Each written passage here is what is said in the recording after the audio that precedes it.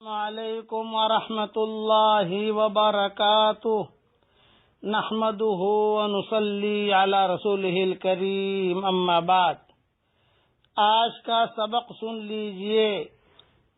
حضرت انس رضی اللہ تعالی عنہ فرماتے ہیں کہ ایک مرتبہ رمضان المبارک کا مہینہ آیا تو حضور صلی اللہ علیہ وسلم نے ارشاد فرمایا کہ تمہارے اوپر ایک مہینہ آیا ہے جس میں ایک رات ہے جو 1000 مہینوں سے افضل ہے۔ جو شخص اس رات سے محروم رہ گیا گویا ساری ہی خیر سے محروم رہ گیا، اور اس کی بھلائی سے محروم نہیں رہتا مگر وہ شخص جو حقیقتاً محروم ہی ہے۔ یہ حدیث ابن ماجہ میں ہے۔ ایک مرتبہ اور سن لیجئے، کچھ راتیں رہ گئی ہیں اس لیے قدر کیجئے، اس لیے یہ حدیث عرض کر رہا ہوں۔ حضور اکرم صلی اللہ علیہ وسلم نے ارشاد فرمایا کہ تمہارے اوپر ایک مہینہ آیا ہے جس میں ایک رات ہے جو 1000 مہینوں سے افضل ہے۔ جو شخص اس رات سے محروم رہ گیا گویا ساری خیر سے محروم رہ گیا، اور اس کی بھلائی سے محروم نہیں رہتا مگر وہ شخص جو حقیقتاً محروم ہی ہے۔ اللہ تعالی ہم سب کو ان راتوں کی قدر کرنے کی توفیق عطا فرمائے اور ان دنوں کی قدر کرنے کی توفیق عطا فرمائے۔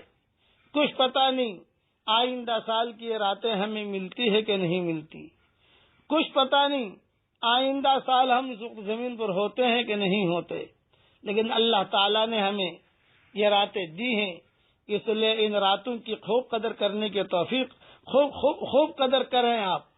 اور دعا کرتا ہوں کہ اے اللہ، اگر آپ نے ہمارا نام سعید اور نیک بختوں میں لکھا ہو تو ہمارا نام انہیں میں لکھے رکھیو، اور اگر آپ نے ہمارا نام شقی اور بدبختوں میں لکھا ہو تو ہمارا نام ان کی فہرست سے مٹا دینا، اور نیک لوگوں کی فہرست میں ہمارا نام لکھ لینا۔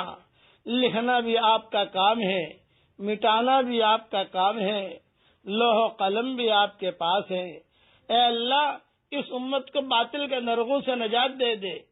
اے اللہ، ہم امتحان کے قابل نہیں ہیں، امتحان تو قوی ایمان والوں کے لیا جاتا ہے، ہمارے ایمان کمزور ہیں، اس کے لیے اے اللہ بغیر امتحان کے ہمارے بیڑوں کو پار فرما۔ اے مولا، اگر فضل کرے تو چھٹیاں اور اگر عدل کرے تو لٹیاں۔ اے اللہ، ہمارے ساتھ تو فضل والا معاملہ فرمانا، عدل اور انصاف والا معاملہ نہ فرمانا۔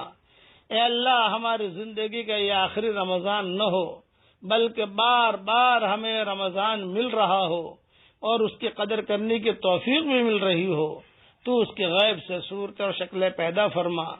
اے اللہ، جس نے بھی ہم سے دعاؤں کے لیے کہا، دعاؤں کے لیے خطوط میں لکھا، جن کا ہم پر کسی قسم کا حق اور احسان ہو یا جو ہمیں اپنی دعاؤں میں یاد کرتے رہتے ہوں، مائیں بہنیں ہمیں اپنے دعاؤں میں یاد کرتے رہتی ہوں، ہماری ساری دعاؤں میں ان کا پورا حصہ نصیب فرما، اور اپنے فضل و کرم سے دنیا میں بھی ہم سب کے لیے جنت کے فیصلے فرما، اور مرنے کے بعد بھی جنت کے فیصلے فرما۔